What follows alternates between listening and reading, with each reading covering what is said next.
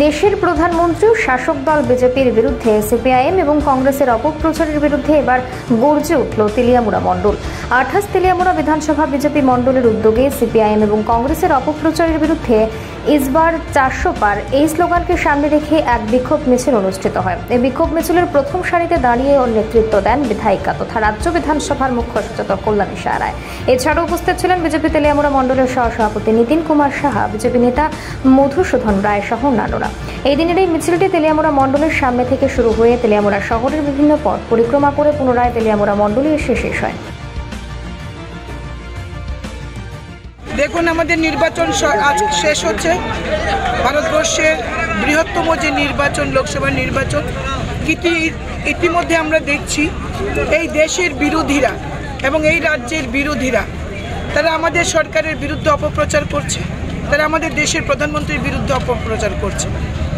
আমরা এই অপপ্রচারের বিরুদ্ধে আমরা ভারতবাসীকে সজাগ করতে চাই আমাদের আজকে এই বিক্ষোভ মিছিলের মাধ্যমে।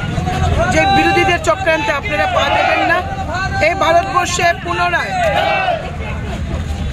ভারতবর্ষে পুনরায় মোদিজির নেতৃত্বে সরকার হচ্ছে ভারতীয় জনতা পার্টির সরকার।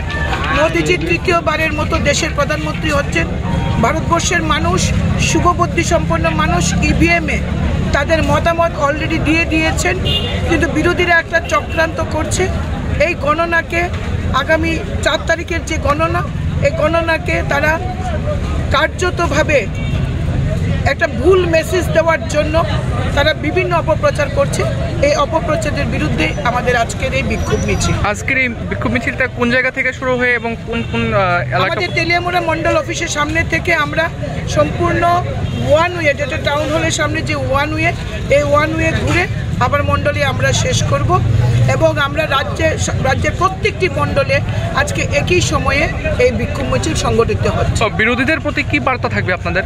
আমাদের একটা কথাই, ইসবার 400 পার এবং ফির একবার মোদী সরকার। মোদিজি আবার দেশের প্রধানমন্ত্রী হচ্ছেন। ভারতবর্ষের এই প্রগতিকে বিশ্বের জায়গায় আজকে ভারতবর্ষকে প্রতিষ্ঠিত করছেন দেশের প্রধানমন্ত্রী নরেন্দ্র মোদী।